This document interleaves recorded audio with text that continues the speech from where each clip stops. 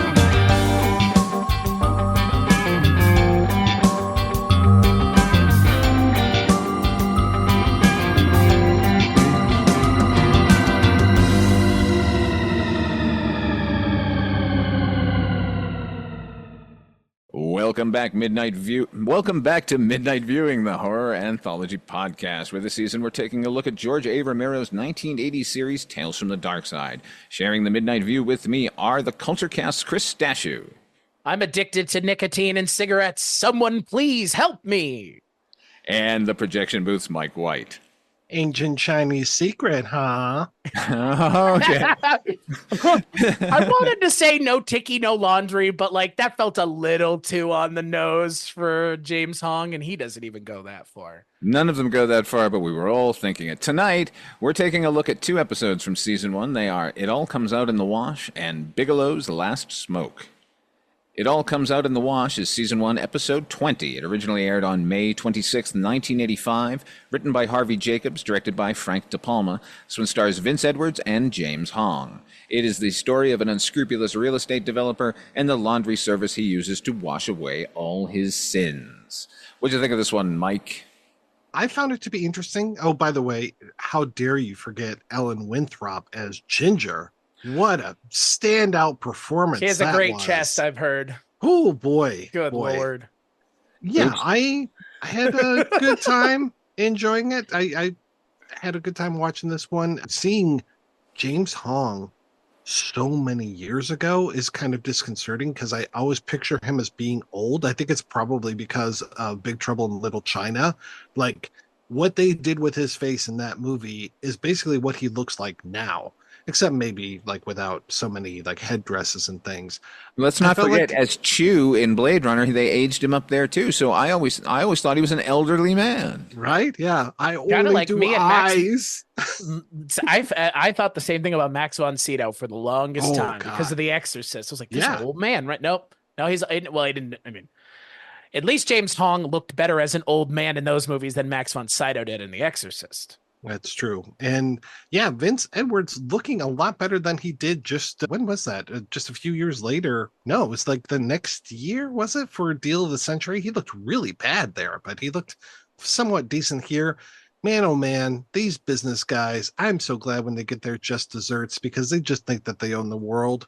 I'm so glad that things have changed so much since then that we don't have to worry about businessmen like this anymore. Especially in New York City, of all places, right? Exactly. Yeah. Imagine if we had to worry about convicted felons being businessmen now. Just Thank imagine. goodness. No, I'm glad that is all a thing of the past. Just imagine if someone like that had access to James Hong's laundry service now in real life. Guess what he could do with it? Apparently he doesn't need it. Yeah, that's what I've been told. The whole powers thing is a little sketchy for me. I'm looking forward to talking about that later. But yeah, I think I enjoyed this one, even though I think it's a common complaint that we've had so many times before. Felt a little long. I think it could have been like a little bit shorter, but that's not how this show works. How about you, Chris? I think it was okay. I mean, James Hong is great. He's not on screen nearly enough, but I mean, I feel like you could say that about most of the time you see James Hong in anything. I think overall it's an interesting story. I mean, look, like you said, Mike, ultimately a story about a unscrupulous business dickhead getting his just desserts because he sees this as an opportunity to, I guess, go full hog piece of shit. Like, which, hey, like, okay, I get it. Like, I get the premise, I get the setup. I don't know why it needed to be so goddamn set bound, but it is. I don't know why Vince Edwards doesn't take it further, but he doesn't. I mean, he kills one person. That's it. And then buys his stock. Like, you would think this guy being given essentially the keys to a sin eater is what we're essentially being. Not Heath Ledger as a sin eater. James Hong as a sin eater. But again, like all of it happens. It feels like so much of this episode happens on the phone that it's like a radio play almost. Like, I don't know. It felt very set bound, but I would almost say it doesn't even feel like it needed to be a video component episode. You could have done this as a radio drama, and I think you would have gotten the exact same away from it. And I think ultimately, before I kick it to you, Father Malone, I think Mike's right. This is way too long for this to be the sole gag here. So yeah, what did you think, Father Malone? I think if it had been a radio play, we wouldn't have been privy to that high-tech wall panel sliding open to reveal a whiteboard. Totally. I enjoyed this one mainly because it reminded me of Upson Pratt in They're Creeping Up on You and Creepshow. Same sort of setup with, this guy in one location, and he's a megalomaniac rich man just trying to get richer and fucking over everyone he can fuck over. Yeah, set bound, definitely. They do an interior at the beginning. They sort of try and create the little alleyway outside Chow Ting's. That looked bad. Inside of the laundromat, that didn't look great. The house didn't look great. The pricing was interesting because I don't know if you were like committing murder, which is effectively what we're led to believe about this character. Somehow spending like $600 for a suit to be dry cleaned when you can put that suit on and never feel guilt. That's pretty good. You know what? Even if you were to double that price, even if you were to triple that price, I think the pricing issue that they keep adding to this as the episode progresses, it becomes more and more difficult for this guy because Chow keeps raising his prices, but he's a fucking multimillionaire. If this had been like a street level criminal who needed to get rid of the guilt somehow, then that could have been something when the prices go up. But I didn't understand that at all. Also, this guy, since I was thinking about Creepshow, I was thinking about Upson Pratt, because that's a one-man show too. And I was trying to understand why I like Upson Pratt so much and why I wanted this man to burn. I feel bad when Upson Pratt gets swarmed over by those cockroaches. I know he's a prick of a human being, but I still feel bad for him. This guy, I was sharpening my knife. Well, and his comeuppance isn't enough. Like, he throws himself out of a window. Okay. Which is out of the blue. Yeah. He's like, I'll leave a stain. Oh, okay. Like, and now we're going back to laundry, allusions to laundry. Like, why? Ultimately, this guy is really horrible. Like, first of all, in the initial scene, he gives up the friend who told him about the place, fucking him. And then, like, he calls the guy that he fucked over, who, by the way, he's having an affair with that guy's wife. And his initial impression of Chow Ting is like, when I told him, he nearly dropped his chopsticks. Like, oh, you're racist on top of everything. That was the best line in the entire episode. I was like, he dropped his chopsticks. Like, oh, Jesus Christ. This guy is such a fucking piece of shit. I like the turnaround at the end when James Hong is saying goodbye to him and he says sayonara and he's like, I didn't even Chinese. Like, yeah, you've been played the entire time, you moron. Like, that leads me to believe, like, was this just a psychosomatic thing? Well, that's the thing I was curious about is, like, had we seen him unable to get his laundry done and he starts to feel guilty about stuff, and then, like, the secretary comes in and says, oh, we got a delivery, and he puts on a shirt, and then it's just like, like, suddenly he is a different person, then he becomes the ruthless businessman again. It's like he starts to maybe be a little nice to people until he maybe gets the call laundry. somebody and apologize to them, or Right. crying that hey, he treated them so poorly, and then he puts on the new shirt. He's like, "Wait a minute, what? Why did you call me? Fuck you!" I mean, it's basically the same thing. If you worked in an office in the 80s when people were doing cocaine like crazy, I mean, that's the kind of people that you worked with, where you never knew who was going to be coming in the morning until they had their happy dust. And then you're like, oh, okay, well, this is a different guy. Sign it's 1984. Call We can it always collect. we can always get Ying Fu, baby. We'll Oh, yeah. always have Ying Fu. I like that. We'll always have Ying Fu. Ying- I like to think it's psychosomatic. I like to think that Chao Ting is just like, these guys are all just, they bought into this bullshit and I'm just taking them for a ride. But then at the end of the day, he's like, I won the lottery. I'm out of here. I mean, haven't you won the lottery by bilking these idiots for all their money? Like, was that, Yeah. I'm Yeah, led to because believe it's that it is a supernatural thing, because part of the rules are that you can't contact me. We'll know. Basically, we'll detect when you're sinning, and then we'll come by and pick it up. And that's been going on for a while. So I'm assuming there is a supernatural element. By the way, what I found really funny is he has the price list. If you look at the bottom of the price list, it says pick up $1,500, delivery $2,000. And he immediately tells him, you can't ever come back here or call. We'll only deliver. So whatever he's being charged for the shirts, he's also being charged the $2,000. So he's bilking him in every which way. Grifter's gonna grift. Because there's that whole thing at the beginning where Chao Ting's like, oh, I was watching this show and this wheel was spinning around. And isn't that interesting? And don't you want to know if she won? So there's that whole like chance thing at the beginning. So when he wins the lottery, I was like, okay, well, that's a callback to that. But it still just seems like an odd touch fucking to have in there. random. Yeah, very It's random. not like the Bud Court Carol Kane thing where it was like part and parcel to the kind of plot of the episode. Yet when he wins the lottery, I was like, but why? Like, but who cares? Like, but Why did he even need to with the prices he's charging? That's what I'm saying. Exactly. Like, is this not the lottery already that all these idiot yuppie businessmen dickheads think that by being quadruple charged to have a shirt laundered that my sins are somehow gone? Like, this is just the way I would read this. Like you said, Father Malone, clearly something is going on. It's Tales from the Dark Side, so we can't discount it completely. But if it were me writing it, I would just be like, there isn't anything going on, and this guy is just bilking these idiots because grifter's gonna grift, baby. Like, who cares? He's taking advantage of pieces of shit. Like, well, it would Cool. certainly make more sense for the ending when the guy realizes he's been duped and it's just like, well, fuck. right? The authorities are at your door, pal. Like, and then out the window, sure. yeah, but not just I'm just going to kill myself because, like, Why does he ask him for a financial statement at the beginning when he's paying in cash? Yeah, I don't know. and he can't come back and pick it up, and he's never going Right. to interact with him again. Like, it's kind of weird. It's like an amusing bit in its context, but they're not drawing directly from the bank anyway, so it just, I don't know, it's just very silly. It's just something to I don't know. I like that he had a secret Princess Slimline phone in his drawer for the mistress. Was that a direct line? You could also tell he's a dickhead by the way he talks to his son. He addresses his son by his first name.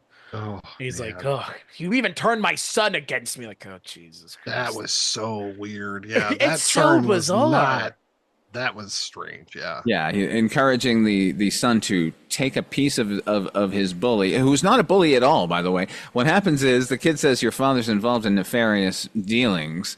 And then the father's reaction is, you need to fuck that kid up and maim him Right. and bring me a trophy. And I'm now going to have his father murdered.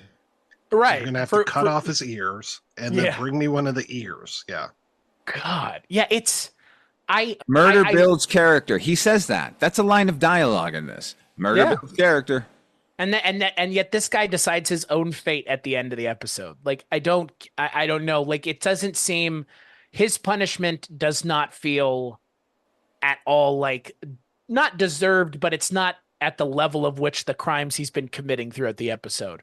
With the wanton disabandon for everybody else. That's the thing. He's kind of reveling in it. I mean, like you said, murder builds character. Who the fuck says that? Like, How many Deals with the Devil episodes have we seen on the various series we've covered over the years? Quite a few, I'd say. A lot.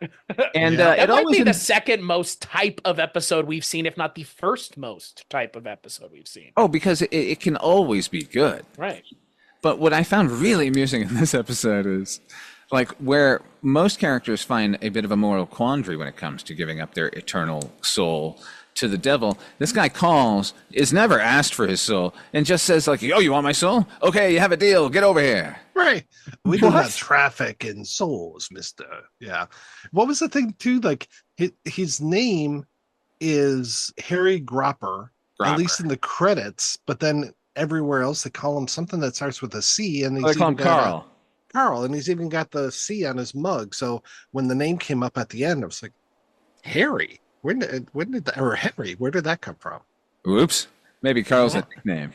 I think the episode's credits are fucked up because that's where it is literally everywhere else but there. Yeah. Or yeah, it could be Carl Henry Gropper.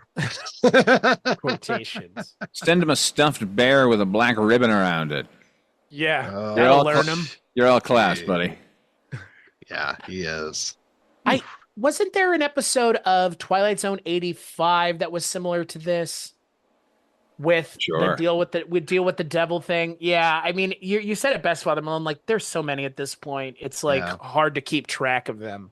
I was thinking of the guy that goes into the old Chinese shop and he gets lost in the back. That's what it was. Yep. Yeah. Yes, Wong's Lost and Found or whatever. Yeah. That's what this reminded me of. But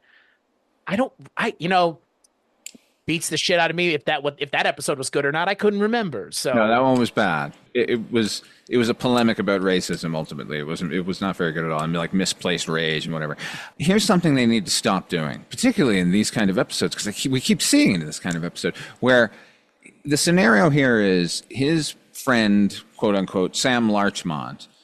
He gets off the phone with our protagonist, kills himself. And then within 2 minutes, the secretary Ginger comes in and says, Gropper, he says, "Oh, Sam Larchmont killed himself." So the fucking guy killed himself, and then somebody walked into the room and went, "Jesus Christ, call Carter Gropper." Right. Because they did this in like the I'll Give You a Million earlier in this season, where his friend, Keenan Wynn's friend died, and he immediately gets a phone call. Like, stop doing this. That's all. Public service announcement. Oh, wait. Chris, earlier you said about New York, and if you look out this guy's window, clearly they're in New York, except all the establishing shots are of the Los Angeles skyline. They've got like a cyclorama outside his window of like these New York buildings, and I was like, wait, I'm pretty sure I just saw downtown L.A. It feels like a New York. York. Drop my chopsticks, I'll tell you. Jesus. All right. Okay. Moving on. Bigelow's Last Smoke. This is season 1, episode 21, aired originally on June the 9th, 1985. This one was written by Michael McDowell, story by Kenneth Wayne Hannes and Craig Mitchell, and directed by John Harrison. This one stars Richard Romanus, the only jerk-off who will still lend Johnny Boy any money. Remember Mean Streets? Sam Anderson is also in this one. He was Bernard on Lost, and Forrest Gump's principal.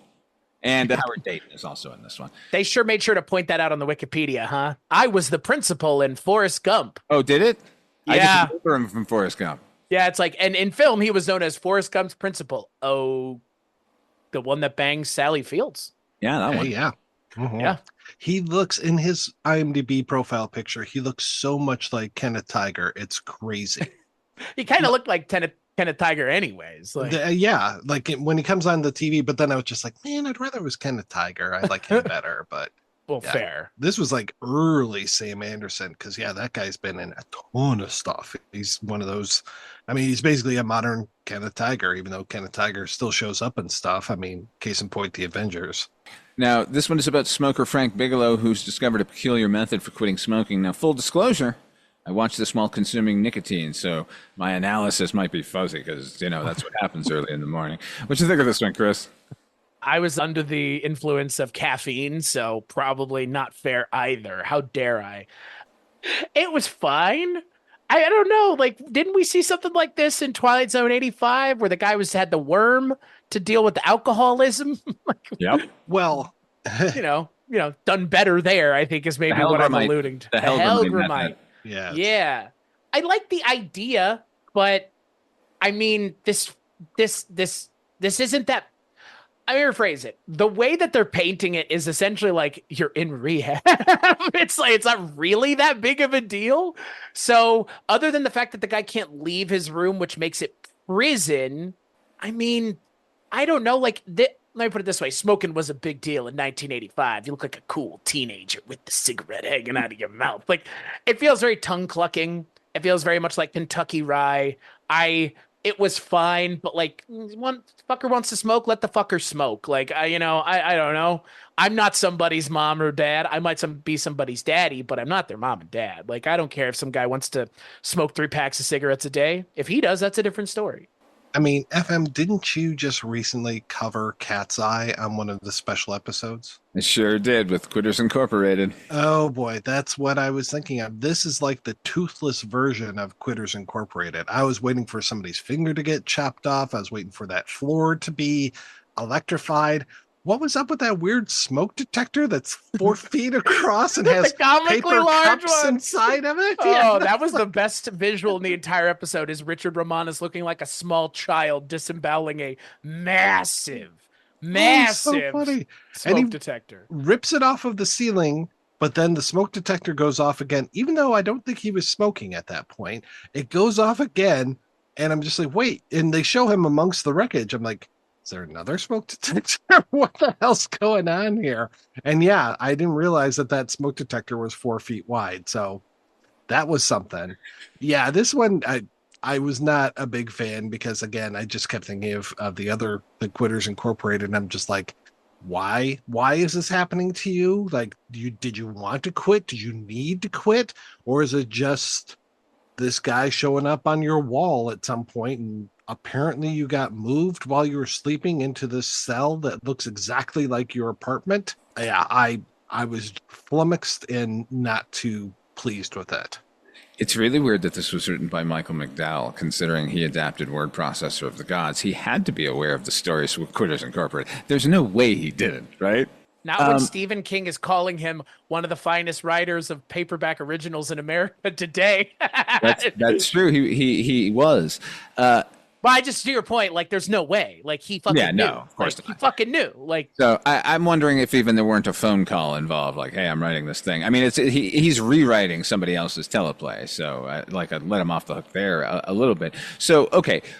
Effectively, Richard Romanus is being kept in prison until he quits smoking, but they give him cigarettes as a temptation. So this is apparently like a whole attrition thing. Like they're going to wear him down over a length of time. Except as soon as he lights a cigarette, it's a fucking rave. Smoking demerits and giant smoke detectors and Grateful Dead light shows. Like what the and it's apparently causing him pain, right? That's what we're led to believe because he kind of grimaces real hard every time the lights hit him, like he's being shot with some sort of sonic weapon. Just do that for a day and keep giving him cigarettes. Like they at one point do this flash dance parody where he's sitting in his chair and it rains cigarettes from the ceiling. Like, why do they keep giving him cigarettes? And then they keep taking stuff away. You notice like the furnishings keep disappearing over time, like all of his books and everything. Like, are they taking his food away too? Like, there are easier ways to get people to quit smoking. My God, just give him some Nicorette. No, smoking is bad for you. Don't you understand?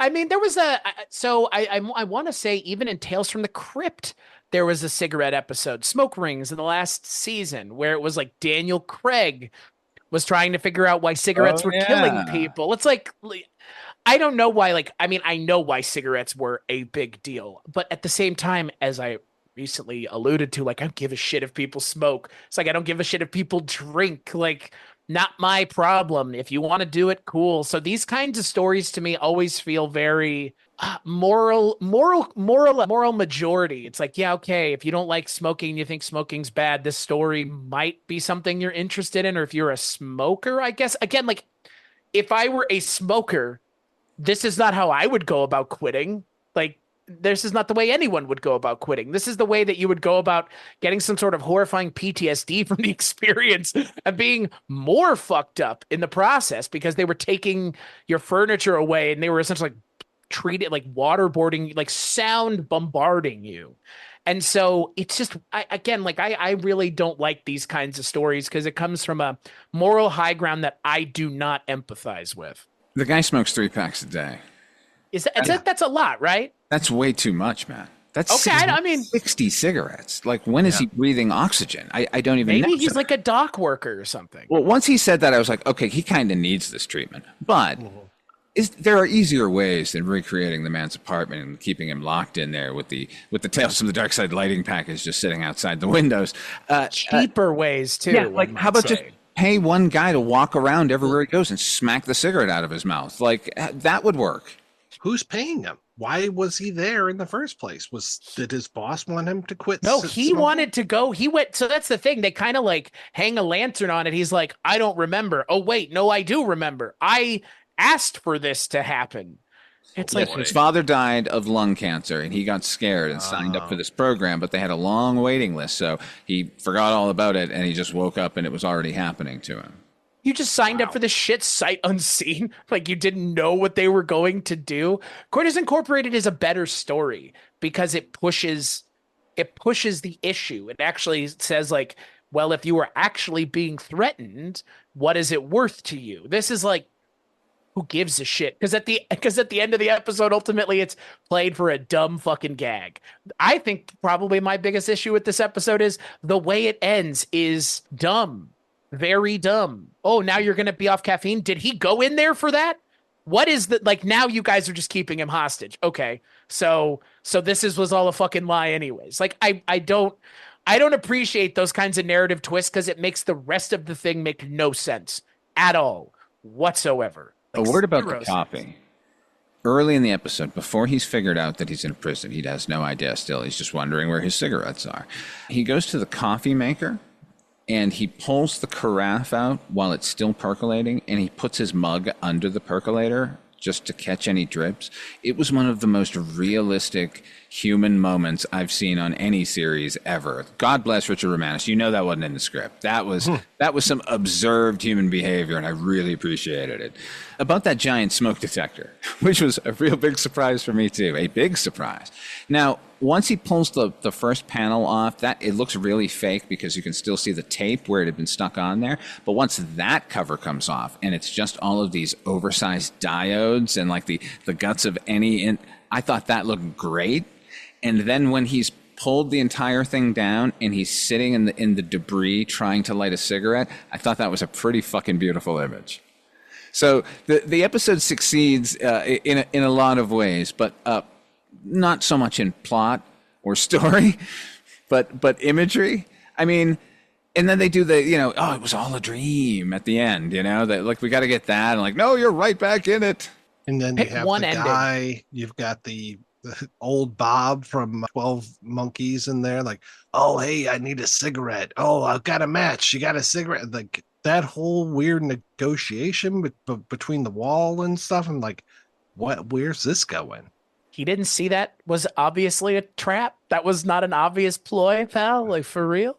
Yeah. We just happened to, a guy next to you who has no cigarettes also. Really? Get the fuck out of here. That apartment has 1 million packs of cigarettes in it at one point. Are we to believe that they're removing those as well? Or are we to believe that he's gone through the process of trying to smoke all of those cigarettes and he's down to his last pack? Yes. The world will never know. It's just lazy. I'll tell you what, though, lazy. I do want to listen to that radio program he was listening to about household pets that smoke. That sounded interesting. We used to have a cat that would get high with my wife's former roommate. She would smoke down and blow the smoke into Misha's face. And then whenever she came over, Misha would just come running, just like, oh, cool, let's get high. Hey man, my cat gets high with me all the time. He sits downstairs with me when I get high, and he'll just be like, he's the most chill. So animals get high all the time, man. It's cool. Animals deserve it probably more than we do. So yeah, they have hard lives. Listen, hey man, you don't know what it's like out on the street for them. I know what my animals are like. They're fucking spoiled brats. The one other thing I really liked in this episode early on, again, before he's realized his situation, the television is just on static. And every time he's unaware, Sam, whatever his name is, Sam Anderson's face sort of pops up, like peering at him. And I thought it was really creepy and super effective. I like that. Yeah, it doesn't make up for the other things. I'm just naming the things I liked about it because overall I liked it. I mean, I didn't have a problem with it. It was weird and unexplainable and obtuse, but sometimes I just enjoy it. It certainly didn't suffer what the last one did, which felt like it was going on for too long. The other one needed a B plot or something to get that one motivated in some way. But this one I didn't feel it, which is weird because it's just a guy trapped in one room for 22 minutes. Talk about setbound. Oh boy. Mm-hmm. But Richard Romanus should have been a bigger star, right? He should have been in more movies and stuff. He's got a weird intensity to him. I really enjoy him.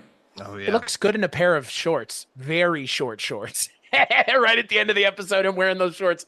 I could not help but laugh because he's a very tall man, and those are a very short pair of shorts for a very. And then he's wearing like a dress shirt too. So he's just living his best life, stuck in an apartment he'll never get out of to die in. I guess. What's next? I mean, what's after the caffeine? Then what? Like, then do they let him go? You're not eating well enough, sir. We right. To the proper weight. Oh, you're masturbating too much, sir. Like you're doing, like you're breathing air too much, sir. On the treadmill, please, sir. We need to get you to top form. By the way, they're gonna let this guy back out into the world who no longer smokes, but he also doesn't have a job or a place to live or any friends, probably because he disappeared for how long? Who knows? Yeah, I was thinking a lot of Old Boy while I was watching this one too, because I was like, this almost feels like that. Like, is he going to get out and find the people? Is he going to find Sam Anderson or whoever and track him down and take revenge on him? Well, it's like that Japanese game show, right? Nasubi, the guy stuck in the room, the naked guy with the look like eggplant. Yeah, that's what this is like, but with Richard Romanus instead. I wanted to like this episode more, but again, I have a real distaste for when they start clucking their tongues at us real hard. People who smoke, whatever. People who drink coffee, whatever. Do you. Now, what was it? Bruce Willis at the beginning of Twilight Zone 85 with Shatter Day?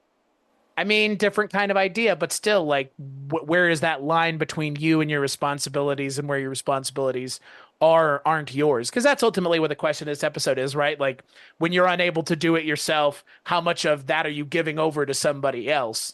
This episode doesn't give a shit about answering that question in an interesting way. It's just a joke, so that's fine. No, I don't think it's interested in answering any questions at all. I think it's just here's what it feels like to quit smoking, I guess, is the ultimate goal of the episode. And it does feel that way. Well, hey, the last time we had a Michael McDowell written episode, it was another barn burner where a woman got killed by her phone. So, oh, yeah. Oh, boy. I actually like that. If we're comparing these Michael McDowell episodes, I actually like that episode more. I think that was a more effective episode in terms of being just balls to the wall weird. Well, that one made sense. It was who's ringing the phone over there? Oh, no, it's alive. This one was like, wait, why is he there? Wait, what are they doing? He did it to himself. Oh, my God. Yeah, and then there is one other shot, by the way, that I really liked. There was a transition between scenes where he gets up and leaves the room, and it focuses on the television, which shows all those packs of cigarettes lined up in the kitchen, and then he comes in and tries to grab them all, and then we go into that television shot, into the kitchen. It was John Harrison just flourishing, but I thought it was beautiful. Anyway, better than I don't not recommend the episode, but I don't necessarily recommend this episode for hardcore fans only. Oh boy! For you, a Richard Romanus completionist, get in on this. Get in line. Are you a fan of huge smoke detectors? This is your shit. Yeah, this is pretty much, I think, the only avenue. If that's your thing, I think those people have already found this episode. Huge fan. Now, on the next episode of Midnight Viewing, we'll be taking a look at the final 2 episodes of season 1. Those are Grandma's Last Wish and The False Prophet. Until next time, what are you working on? Where can people find it? Mike White. I work on everything over at weirdandwaymedia.com except for one thing, which is Rankin on Bond, where it is Chris and Richard Haddam and I, and we get together once a month and we talk about James Bond on our respective Patreons. Well, Chris and I's, not Richard Haddam. I don't know if he's got a Patreon or not, but patreon.com/culturecast, patreon.com/projection booth. How about you, Chris? Oh, just weirdingwaymedia.com is where all the stuff I work on can be found. Yeah. Other than ranking on Bond. Yeah. Weirding Way Media. It's everything I work on, most everything all three of us work on. So, yeah, that's where you can find my stuff. What about you, Father Malone? Same. Thank you all for joining us here on Midnight Viewing. Until next time, try to enjoy the daylight.